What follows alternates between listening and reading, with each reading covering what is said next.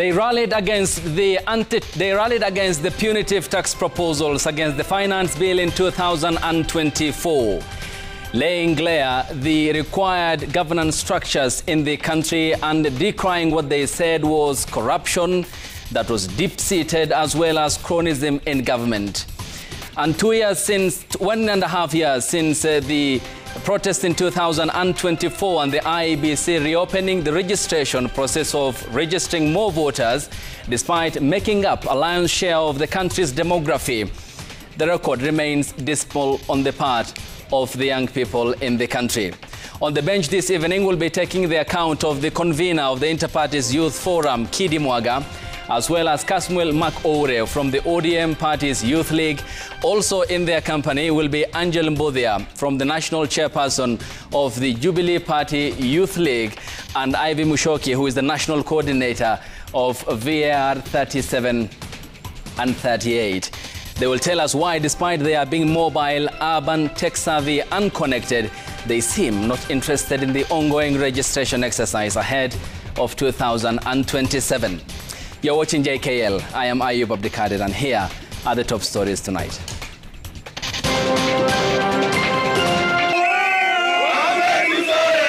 "20 days and counting. Lecturers vow to continue strike until government implements the collective bargaining agreement in full." Nikawekwa hiyo kemo hiyo 6. Wekwa hiyo kemo 6. Hapo ndio niligojekea sana, nikaraswa tena hiyo hospitali Kijabi, nikakaa siku 12. Nikaambiwa mpaka nipate nguvu ndio niendelee na shindano. Left in pain, cancer patients plead with government to raise oncology allocation under the Social Health Authority. Kuona choo yenye watoto wanatumia. Mvua ikinyesha maji inachaa mpaka huko. Mtoto akitoka hapa amebeba madudu za choo kwa kiatu. Public health officials step up clean-up exercise in Kilgoris as Majengo and Huruma estates identified as ground zero of the outbreak. Kulingana na agent, alisema hayuko sure. Aliniambia anaambiwa kuna wenye wametorokea kwa vichaka, kuna wenye wamesurrender the other side of Ukraine. Where is our son? A family in Busia County is in agony after their son, a former KDF soldier, was recruited to join the Russia-Ukraine war and has been missing ever since.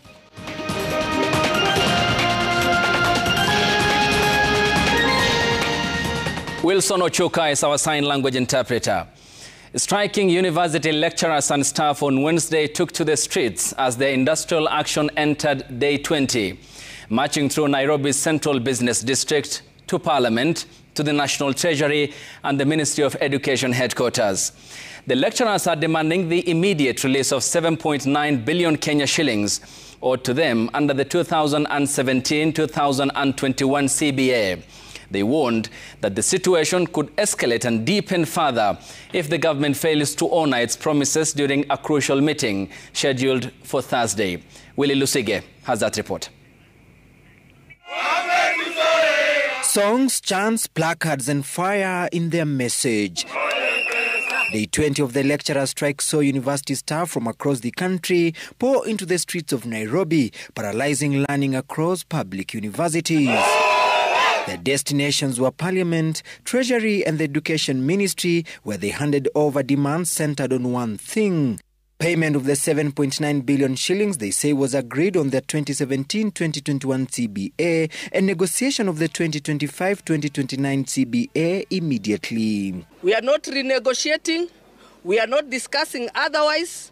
We are only asking for implementation of that CBA. The government has called for a meeting on Thursday in Machakos to audit the claims, but unions are clear: no negotiations, no deductions and no delays. We shall not allow you to review the judgment of 15th January 2021 through the back door. So you don't know the outcome of tomorrow's meeting. Si munajua? I'm going to table this, a simple audit like that, Then we'll take tea and come back. Blame is now falling on Education Cabinet Secretary Julius Ogamba, accused of fueling the standoff. That when the CBA was being negotiated, he was not in that office. But he has been quick to get onto the glare of the public camera and dismiss what we are telling the public. And that 7.9 is what we are saying is non-negotiable. Our students remember one thing. Fighting for your rights is not easy. Your lecturers are showing you this is the way it is done when an intransigent employer starts trampling on your rights. The Technical University of Kenya has officially issued a parallel strike notice over unpaid salaries and other internal issues. Other institutions are also threatening to follow the same route. Not paying employees gross salary is in contravention of the Labor Relations Act and the Employment Act.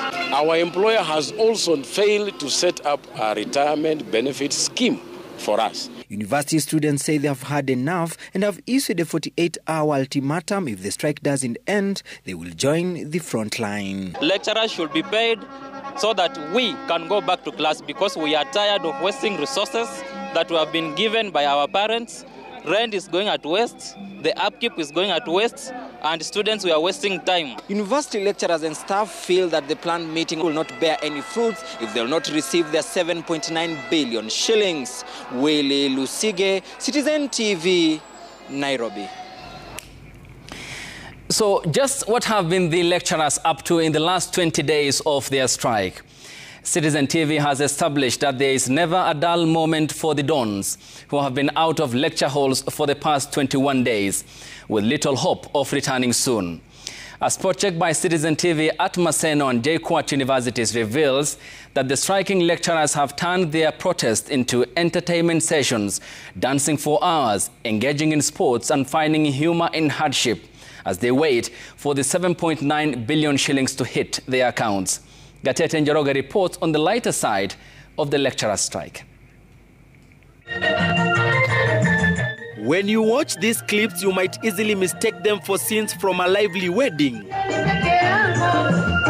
Guests dancing, laughter in the air, and music filling the space. But that's far from the truth.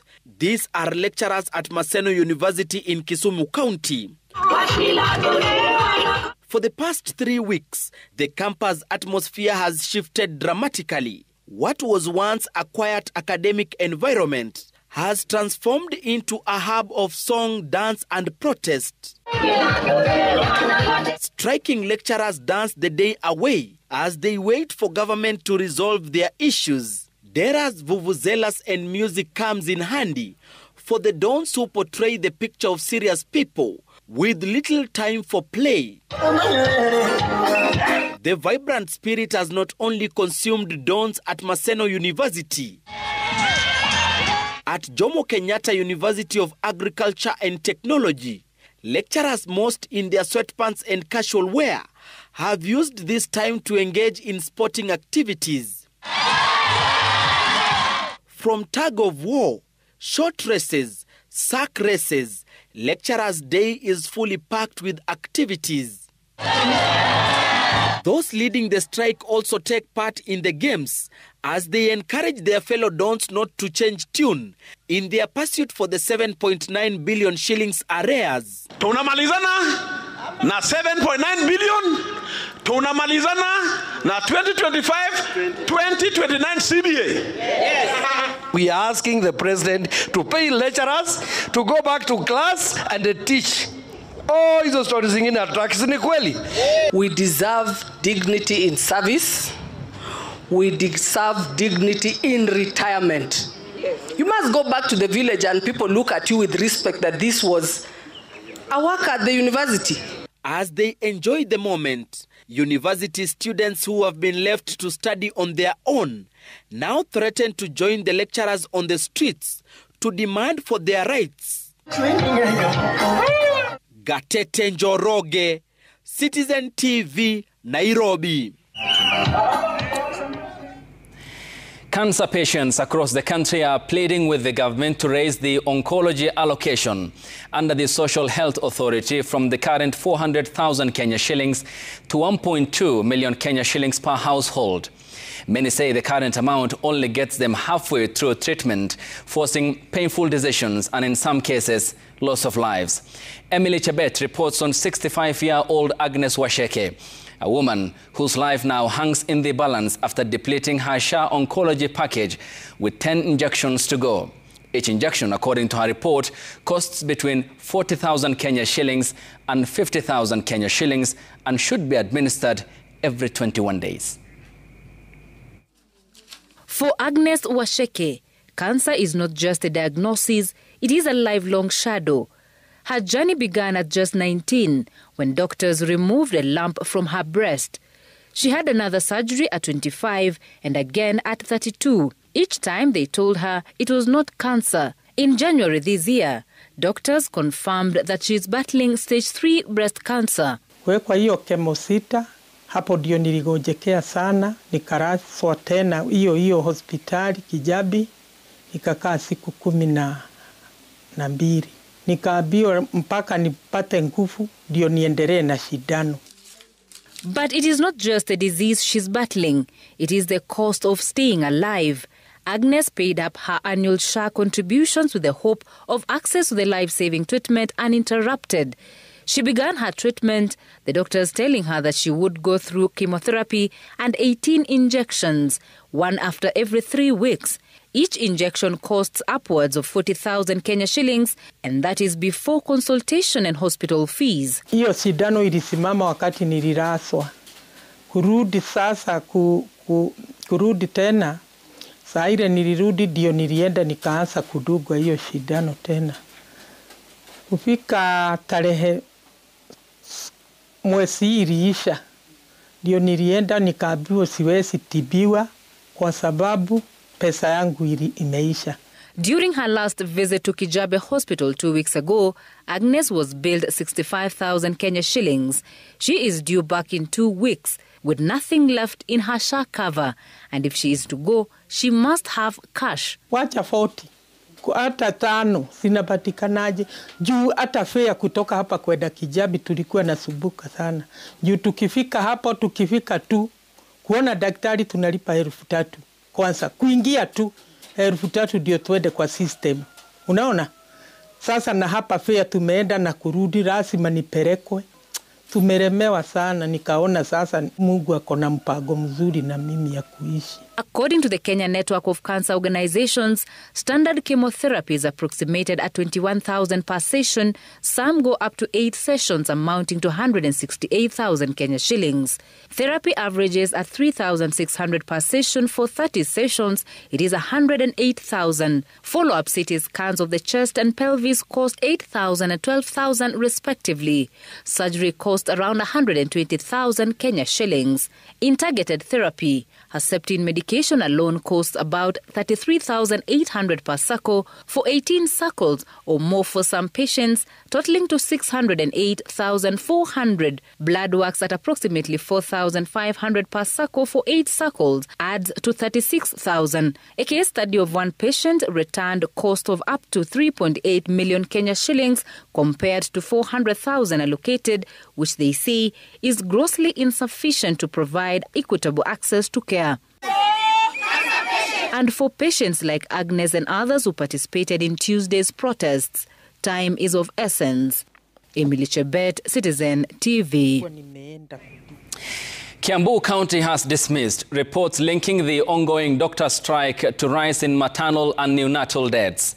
The county and doctors' union are locked in blame game, and whereas the county maintains that no lives have been lost, doctors allege that more than 150 infants have died in the past 4 months.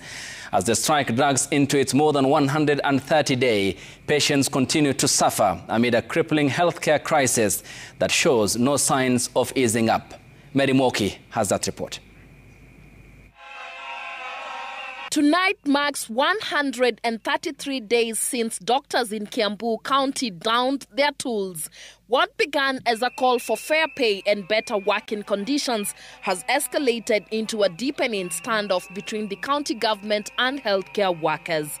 The impasse has left hospitals deserted, service crippled, and mothers and infants at the mercy of an overstretched health system. June to September, around that time, Thika Hospital alone has lost 5 mothers. Yeah? We have a record that Kiambu also has lost a mother. Roiro has lost a mother. Kihara has lost a mother. Among those affected is Nancy Jebichi, a first-time mother from Kiambu who lost her newborn amid the ongoing strike. She says she did everything right, attended antenatal clinics, arrived at the hospital on time, and trusted the system to keep her baby safe. But when the moment came, there was no doctor to help her. Nilifika yes on time. Sasa hiyo kupimwa 6 centimeters nimefunguka. Ndio nikaambiwa uko na possibilities ya kuzaa by 8 usiku. Hiyo ndio daktari alikuwa ameniambia. But unaona, her baby was born in distress, struggling to breathe and placed in an incubator. She claims there were no specialists on duty to manage the situation. Hours later, her baby died. Kapata mtoi. Uchafu imetoka kwa mapua na mdomo. Hivyo ndo mtoi alipasa. Nancy's grief is shared by Esther Nduma, another mother who lost her baby at Thika Level 5 Hospital. She claims her premature son was admitted to the newborn intensive care unit, but with doctors absent and nurses stretched thin, she was instructed to stand by his incubator and monitor him herself. Just 3 hours after giving birth, her baby too didn't make it. Penye nilipata mtoto, it was my happiness, na nilikuwa nafikiria mtoto ataniletea ni baraka kwangu. So nilikuwa nimeanza kubond na mtoto wangu. Nimekuwa nagoja for long time nimtupe tu hivyo. Wacha nimpeleke nyumbani, nikienda nitakuwa naenda na panda maua, nasema hiyo ni the fruit of my womb. Despite the painful testimonies, the county maintains that all is well. I can clearly, categorically tell you, there is no health crisis in Kiambu. Hospitals are running as usual. All services are being offered. But some doctors on the ground paint a grim picture. Wards without doctors, critical cases referred elsewhere, and an administrative directive barring ambulances from leaving county boundaries, even in emergencies. Dr. James Githinji claims that between May and September alone, over 150 babies were lost. Thika Level 5 lost 68 babies between May and September. Kiambu Level 5 lost 86. 152 mothers over that period for only those 2 hospitals did not go home with their babies. Ironically, just a few months ago during the devolution conference, Kiambu was hailed for achieving 0 maternal deaths over a 7-month period. But those gains are now quickly slipping away as the unfolding crisis threatens to undo the county's progress, even as officials continue to downplay the situation. There are no deaths that have occurred as a result of the strike. Numbers don't lie. They don't. The Kiambu Level 4 Hospital achieved 0 maternal deaths between January and July of 2025, which was unprecedented in Africa. This notable achievement, Mr. Speaker, was recognized by the Federation of International Gynecologists and Obstetricians, FIGO, and at the just concluded 80th United Nations General Assembly. Mary Mwoki, Citizen TV. And you have until Monday next week to submit your views or objections to the National Assembly regarding members of Parliament and parliamentary staff nominated for conferment of national honours during the upcoming Mashujaa Day celebrations in Kitui County. And as Seth Olale reports, citizens have already expressed concerns over the list of nominees and the value and integrity of the national honours. With less than a fortnight to the Mashujaa Day celebrations, debate on who is more deserving to make the cut in this year's prestigious conferment of national honours is raging. Next, we have Mohamed Yare Abdi. Parliament has already advertised names of 60 members and staff that include 46 legislators, 35 National Assembly members and 11 senators nominated by the Parliamentary Honours Advisory Committee. The list includes Tiaty MP William Kamket Kasait, Kimilili constituency legislator Didmas Wekesa Barazam, Mount Elgon MP Fred Kapondi Chesebe, and Sirisia constituency legislator John Waluke Koi. Kamket has previously been grilled by security agents over insecurity in the North Rift, while Didmas was set free by the High Court for lack of sufficient evidence in a case where he was accused of fatally shooting a political rival's aide. Waluke was acquitted by the Court of Appeal after being found guilty of fraud by the lower court. Kapondi was reportedly arrested over violence and has also been unsuccessfully charged with incitement to violence. According to the National Honours Act, those conferred with national honours should be a state officer or public officer who has made exemplary contribution to the betterment of the national or county governments, the executive, the judiciary, the legislature, an independent commission or an independent office. A section of Kenyans taking to social media to air their views on the parliamentary nomination list, the Joint Secretariat of the Parliamentary Honours Advisory Committee has invited Kenyans to forward their views or objections to Parliament via email honours@parliament.go.ke before Monday, 13th October 2025, 5 p.m. Seth Olale, Citizen TV. Well, you have until Monday to do that task and assignment. Public health officials have stepped up cleanup exercises in Kilgoris in a bid to contain the spread of cholera outbreak. Majengo and Huruma estates in the county have been identified as the epicenter of the outbreak, leaving locals confused after the Ministry of Health prohibited the use of their regular water sources. A spot check by Citizen TV through the two estates revealed that disturbing scenes of filth and poor sanitation, conditions that could be fueling the spread of the disease in informal settlements. And as Crispin Otieno reports, as of today, 2 more cases were confirmed. Wednesday morning in Huruma Estate, a somber cloud hangs over the informal settlement as dozens of residents stream in, their hearts heavy with grief. They gather to mourn the late Eric Shankoi, yet another life lost to the relentless cholera outbreak that continues to devastate the Transmara region. The 45-year-old, a long-time resident of this area, was diagnosed with cholera just days before his death. Lakini nyumbani alikuwa anatapika na nje vile alitoka tu nje na alikuwa anatapika tu maji peke yake. Na baada ya kulala usiku huo hata hatukufikia kumuona, ni sababu kufika asubuhi alikuwa amefariki. Shankoi's sudden death adds to the growing list of families paying the ultimate price as cholera tightens its grip on the region. Just 300 meters away, in neighboring Majengo Estate, now the epicenter of the outbreak, a number of residents have been rushed to nearby health facilities in need of urgent treatment. Well, we are in Majengo Estate within Kilgoris Township. This is one of the areas which have been hit hard by cholera outbreak. Residents have been advised not to use their common source of water, but this is what they say. Hapa hali ya afya ni mbaya. Hii mtaro inajaa, hati maji inaingia kwa toilet. Ikiingia kwa toilet inakuwa uwezi ingia, hali inakuwa mbaya zaidi. Tuko hapa na watoto wana choo yenye watoto wanatumia. Mvua ikinyesha maji inachaa mpaka huko. Mtoto akitoka hapa amebeba madudu za choo kwa kiatu, anakuja naso kwa nyumba. Kwa nini wazuie maji? Waambie tusichote maji na hawajatupea alternative. The filth-strewn environment tells its own story.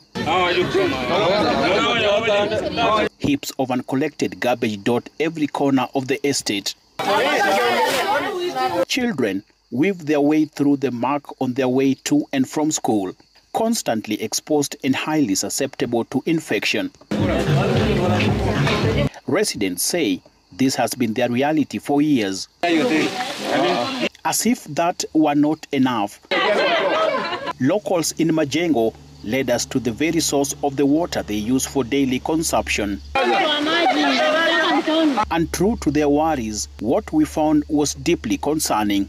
Inside this contaminated stream, residents and even some hotels in Kilgoris draw their water. Here, we meet Jane Kerubo, a resident and water vendor making her final trip of the day to deliver a 20-liter jerrycan of water to a local hotel. For years, this stream has been her lifeline. Despite its filthy state, she admits this is all they have.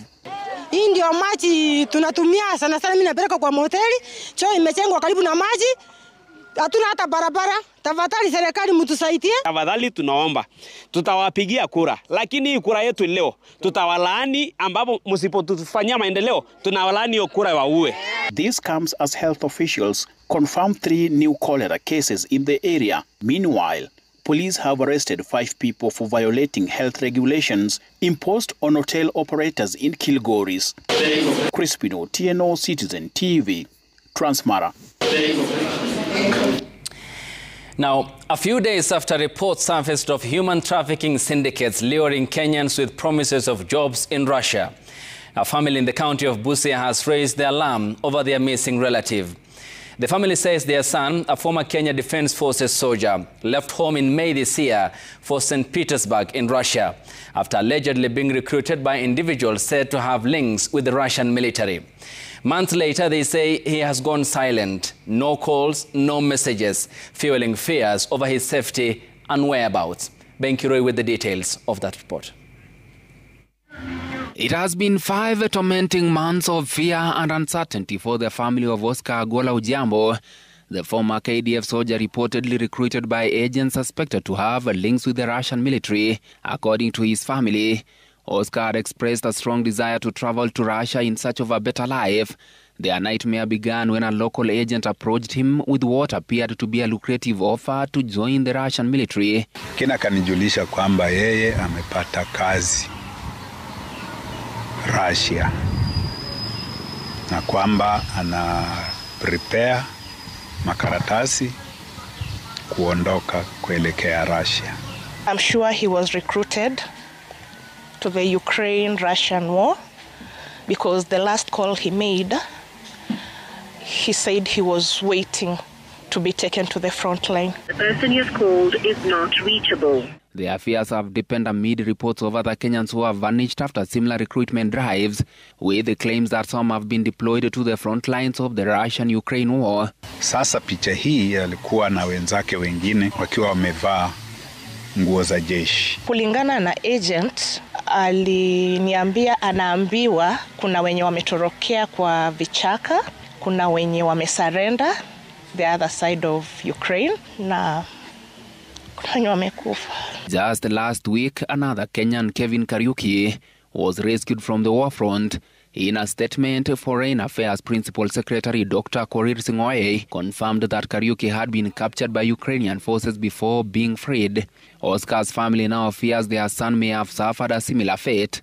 They can be able to get the agent so that we just need closure. Huyu kijana wangu ni mtu ako na mke na watoto, wote walibaki wako hapa. Kwa hivyo wako na hofu. Watoto wengine ni wale ambao wanataka karo.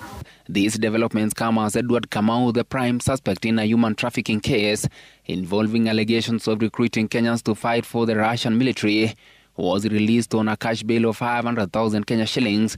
Prosecutors had failed to convince the court on the need to continue detaining him.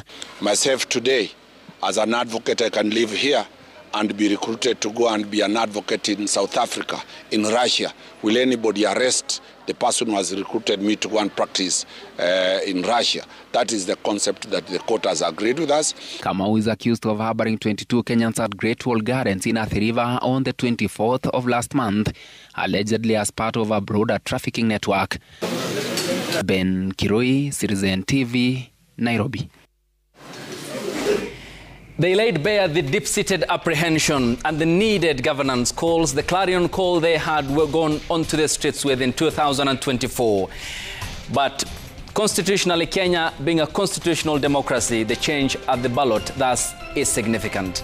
And the low voter registration among the young people appears to be an appalling case. On the bench, after the break, will be the accounts of Angel Mbodia, the national chairperson, the Jubilee Party Youth League. Kidi Mwaga is the convener of the Interparties Youth Forum. Kasmuel Makoure, who is from the ODM Party Youth League, and Ivy Mushoki, the national coordinator, VAR 3738. Where are they? And why are they not registering? After the break here on the broadcast station.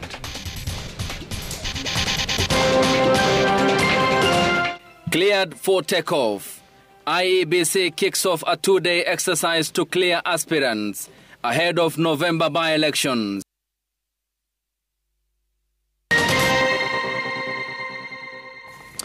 Welcome back and thanks for staying with us. Tonight, the Kenya Tea Development Agency, KTDA, is facing sharp criticism from members of parliament representing tea-growing regions in the Rift Valley region. The lawmakers accused the agency of foul play in determining bonus prices, claiming that farmers in the region are set to receive significantly less compared to their counterparts in central Kenya. They termed the payout discriminatory, but KTDA says that the difference is based on the quality of tea, not the quantity. Here is Melita Oletenges. Kenya's leading export tea is now at the center of a growing storm as leaders from tea-growing zones in the West Rift clash with the Kenya Tea Development Agency and their counterparts from the east of the Rift over what they term unfair bonus disparities. Members of parliament from tea-growing regions in the Rift Valley have expressed outrage over this year's low bonus payments, accusing KTDA of mismanagement and corruption. 68% of national tea production is from west of Rift, while 32% is from east of Rift. However, tea prices from the west of Rift are dismal and worth concern. Bonus prizes for the 2024-2025 tea season have sparked outrage among farmers following sharp regional disparities. Factories east of the Rift are paying between 26 shillings and 57 shillings per kilo, while those west of the Rift are offering as low as 8 shillings to 32 shillings per kilo. A gap that has raised questions of fairness and transparency in the payout formula. There is a skewed, orchestrated, intentioned things which are being done there to make sure that some other areas suffer at the expense of some given areas where the board comes and senior people from KTDA comes from. KTDA has attributed the lower payouts to a slump in the global tea prices and fluctuations in the dollar exchange rate, factors that have reduced farmer earnings despite improved sales volumes. The agency has also cited quality concerns, noting that tea from the western region fetches lower prices in international markets. Price was a key driver of the revenues. Different teas from different factories and regions fetched different prices at the auction. Hajajua kwamba kumekuwa na shida ya dola. Everybody knows. Hakuna mtu anajua kwamba tulipoteza soko ya Sudan. Hakuna mtu ajui tulipoteza soko ya Iran. One thing that we cannot compromise on is quality. The problem with teas from the West is quality. And we can do nothing about quality. They have to give us quality. MPs say the criticism in the quality of their tea is by design, as testing is still done manually, testing by mouth. You cannot lie to us anymore that you are using your mouth to do the testing in Mombasa and claim this is one of the leading globally, this is the leading tea auction. They claim that over 3 billion deducted for hydropower projects has never benefited farmers in the region, and that 2.7 billion shillings initially held in collapsed Imperial and Chase banks is yet to be paid out to farmers, but KTDA insists the monies are set to be disbursed. Melita Oletenges, Citizen TV. The Independent Electoral and Boundaries Commission, IEBC, has embarked on a two-day exercise to clear candidates who will contest for various seats in the forthcoming November by-elections. The contestants flocked constituency and county IEBC offices in the company of their supporters as they sought clearance certificates in an exercise that saw most of them call for respectful and peaceful campaigns. As Kamau Mwangi now reports, the exercise is set to conclude on Thursday. With 48 days to go before Kenyans in 24 electoral units head to the ballot to elect leaders who will represent them until the next general election, candidates who've shown interest in various seats face the IEBC on Wednesday for clearance. In Baringo County, 4 out of the 10 contestants who've declared interest in the Baringo senatorial seat got the nod to proceed to campaigns as they seek to fill the vacancy left following Senator William Cheptumo's death. Very soon, the Baringo people will realize that this race is not just two horses. It will be a horse between the old and the Generation Z, which are the youth. Let the people elect their leader. Give them that chance because they are the consumers of devolved services. In Kasipul, Homa Bay County, ODM candidate and late MP Ongondo Were's son, Boyd Were, was among 3 candidates cleared to contest the November 27 by-election. His late father's fierce critic, Philip Aroko, also got cleared by the electoral body. As we start this new journey, we'll work together with the people of Kasipul and we'll bring this seat home. We have to carry out ourselves diligently, and we want to make peace within Kasipul, the entire county. A similar exercise was undertaken in Malava and Bere North constituencies as those seeking to fill vacant seats in Nyamaya, Ekerenyo and Nyansiongo wards in Nyamira County presented their credentials for clearance. Some aspirants had the challenge of getting their 2 supporters to belong to the party that is sponsoring. The challenges were in the filling in of the nomination forms. IEBC is calling for sanity during campaigns over the next 5 weeks, as well as on the by-elections day. Kamau Mwangi, Citizen TV. ODM leaders have warned the opposition, led by Rigathi Gachagua, against using the party as a punching bag. The leaders who are in Oyugis town told off politicians behind attacks on the party leader Raila Odinga and his health, saying the party will remain firmly in the broad-based government and is ready to face off with the opposition in the next election. Here's Stephen Leto. ODM party officials gathered in Homa Bay County to drum up support for its Kasipul candidate Boyd Were ahead of the 27 November by-election. Led by 2 deputy party leaders and party chair Gladys Wanga, they told off DCP leader Rigathi Gachagua over his remarks about Raila Odinga's health. Wakati Raila Amolo Odinga anapigania hii katiba, hii leo kuna wengine hii katiba ndio imewapa ruhusa kuweza kumtusi. Usiguze baba wala usicheze na baba. When Raila Odinga was fighting for democratic space in this country, you are busy as a DO oppressing the people in wherever that you are. Gachagua, you are a divider, you are not a uniter. We are together as one. Na mimi nataka kufanya kitu hapa. Ningeomba Mheshimiwa Voi, kwa sababu wewe hivi karibuni utakuwa mheshimiwa, kuja mbele. Tutaleta hii wiki yote tukianza na Kasipul. The Orange Party told the opposition that continued attacks on Raila Odinga and his decision to join the broad-based government are no longer welcome. Wameingia opposition juzi, wameshindwa, wamepewa kazi, wameshindwa na kazi, wakatolewa na bunge. Sahi all of a sudden he's become very knowledgeable. Sasa hii watu kina Gachagua na wao opposition, baba si rika yako. Baba ameunganisha Kenya nzima na sisi wote tutaenda kuhakikisha kwamba tumekomboa nchi yetu na tutafuata ile baba amesema. Lazima nifanye hivyo kwa sababu kuna wakora wengine wanaweza kupigia huko wanasema ati wao pia ni marafiki wa ODM. Hakuna, yule ambaye tunaunga mkono ni nani? Boyd Were. Mheshimiwa Boyd Were. Anza kuzoea hiyo jina. With Odinga out of the country, ODM MPs say they will rally their supporters to back their candidates in Ugunja, Magarini and Kasipul and other electoral units that the party will field candidates for the November by-elections. Stephen Leto, Citizen TV. And Kiambu County Governor Kimani Wamatangi has once again lashed out at people he says are placing hurdles on the way of devolution regarding the deaths of newborns at Kiambu Level 4 Hospital. Delivering the State of the County address on Wednesday, the county chief outlined gains made in the health sector, which include the setting up of facilities to reduce maternal and childhood mortalities over the last 3 years. Governor Wamatangi also outlined the efforts to uplift the education sector by building 312 ECD centers across the devolved unit. He said that he will carry on in developing infrastructure across the county.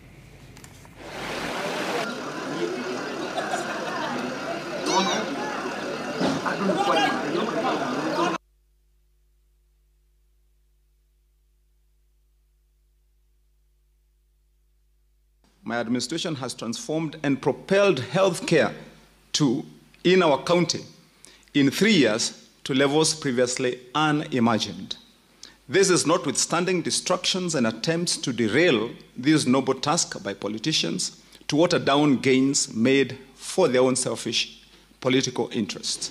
I dare those that have been spreading those falsehoods to go to the website of the ministry itself and look at the record of Kiambu. Today, Mr. Speaker, we see more than 6 million outpatients in all the facilities in Kiambu County. Mr. Speaker, the facilities in Kiambu deliver more than 80,000 births every year. Bank of Kenya has lowered the rate by 25 basis points to 9.25%. Its lowest level since January 2023, marking an unprecedented 8th consecutive cut since February 2024, when the benchmark stood at 13%. The regulator argues that the move will augment the previous policy actions aimed at stimulating lending by banks to the private sector and supporting economic activity, while ensuring inflationary expectations remain firmly anchored. Here's Jimmy Mbogo with that report. Central Bank is expected to move the needle in unlocking credit to the private sector, which has remained low as financial institutions opt for less risky investments. The cuts now bringing the cumulative reduction in CBR to 375 basis points, representing the longest monetary easing streak in the country. According to the CBK Governor Dr. Kamau Thuge, the decision reflects continued easing to stimulate lending and sustain economic recovery. The whole idea of lowering the CBR was to stimulate the credit to the private sector, which in turn stimulates economic growth, which in turn improves the labor market in terms of improving employment. The CBK has also announced plans to hold further talks with the International Monetary Fund IMF to discuss a new funding package. According to the governor, the talks will take place in Washington during the spring meeting set to be held next week. But then, just to emphasize, it's our expectation of to get a funded program. And of course, we would hope to reach agreement on a funded program as soon as possible. To ensure that commercial banks implement the new risk-based pricing model, the central bank governor noted that a technical committee is overseeing the implementation process and reviewing models submitted by the lenders to ensure they comply with the CBK guidelines. We do have one bank that has already submitted to us, but again, as I said, we are expecting we have given the banks the 3 months for the new loans and 6 months for the existing loans. Jimmy Mbogo, Citizen TV, Nairobi. The Lake Victoria Basin Commission has received a sum of 7.5 billion shillings from the federal government of Germany. This is to implement projects that will enhance sustainable exploitation of Lake Victoria. Speaking at the first extraordinary sectoral council of ministers in Kisumu County, the principal secretary in the Ministry of East African Community, Dr. Caroline Karogo, said that the funds will be key in, among other things, enhancing maritime safety by boosting infrastructure in the newly set up maritime rescue centers. The funds will also be used for community sensitization on sustainable fishing. At the same time, when the region is dealing with dwindling fish stocks due to unregulated fishing. Welcome you.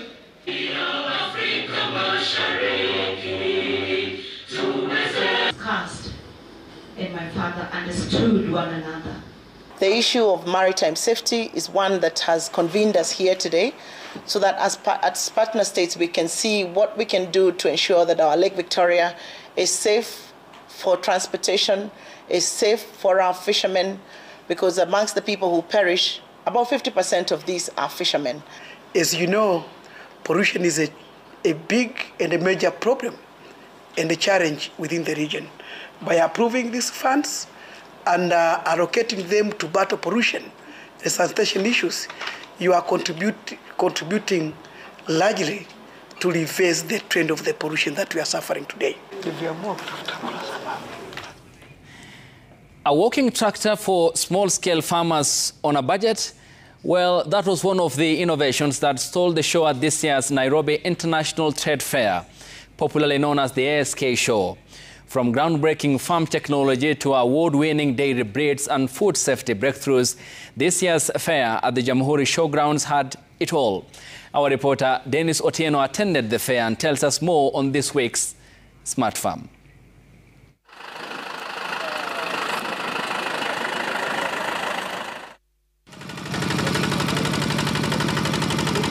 For many small-scale farmers, the challenge of expensive farm machinery could soon be a thing of the past, thanks to this walking tractor, one of the biggest attractions at this year's Nairobi International Trade Fair. Most of the small-scale farmers use the hand tools. It's very tiresome to stay in the farm the whole day, tilling your land. Also, another reason is the labor intensity that you need to use while using the hand tools. The innovation resonated with farmers grappling with labor shortages and high mechanization costs, offering a sustainable option that's light on both fuel and finances. A farmer can use for an acre only 2 liters of diesel. 2 liters of diesel approximately cost 350 shillings. So compared to when you hire a tractor maybe for 3,000, or when you hire any source of labor, you are saving a cost by almost a quarter of it or a half and more. Yeah. Also drawing attention was a record-breaking Holstein Friesian cow, producing over 50 liters of milk daily, owned by dairy farmer Muturi Njoroge. This cow has an average of 14,600 liters per lactation. That is an average of 54 liters per day. Yeah. Muturi's champion cow, crowned Supreme Champion at the fair, is part of a progressive breeding program aimed at improving milk yields, disease resistance, and overall animal health. This is a result of years of breeding, improved breeding. Every year we check at the traits, what is knacking. We look for a bull that is able to supply that. So this cow is coming from a long line in a family tree that has progressively been improved. Meanwhile, the Kenya Agricultural and Livestock Research Organization, KALRO, showcased a breakthrough in tackling aflatoxin contamination, a persistent threat to food security. We realized that aflatoxin is caused by a fungus called Aspergillus flavus that is actually present in the soil and the plant tissues. So during the phase when the crops are growing, there is a huge exposure to this toxigenic aspergillus. So what we did is we made this biological control called Aflasafe. It is a very simple and easy and cost-effective strategy to control aflatoxins. A farmer needs only 4 kilos of Aflasafe, and they apply these 4 kilos in 1 acre. So you apply it 2 to 3 weeks before your crops starts flowering. This year's fair brought together over 300 exhibitors, including participants from China, India, Ghana, Tanzania, South Africa, Canada and Nigeria. Through the planned Innovation Incubation Center, the Agricultural Society of Kenya hopes to nurture homegrown technologies that will transform farming across the country. We have a team, an internal team now, that will be picking up those new innovations, the new technologies, again, across our players, and what is it that they are doing, so that we want to incubate them in that incubation. That's the purpose of the incubation center. So they will be incubated at that particular center, get the innovators, draw them, so that after the show, then we remain with them here. And again, now escalate it, get the national government again to support on that particular program, so that then we can now grow to commercialization. Dennis Otieno, Smart Farm.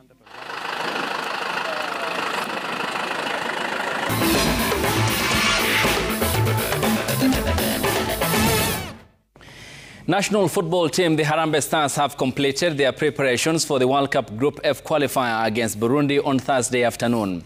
Burundi sit fourth in the group, tied on 10 points with the Gambia.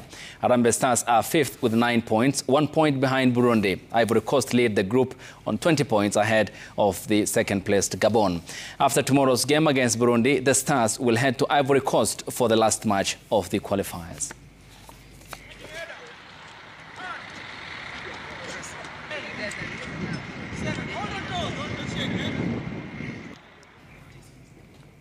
Cape Verde Island is one win away from the World Cup place that confirms the promise that they have shown in the recent years, but would have been scarcely believable 20 years ago. With a population of around 600,000 people, it will become the second smallest country after Iceland to qualify if they win two of the last qualifiers over the next week. And they are away to Libya on Wednesday before home clash against Eswatini on Monday. Cape Verde reached the last stages of the qualification for the 2014 World Cup in Brazil, but were deducted points for erroneously fielding a suspended player, thereby missing out on the playoffs, where they will also have been 2 games away from reaching the finals.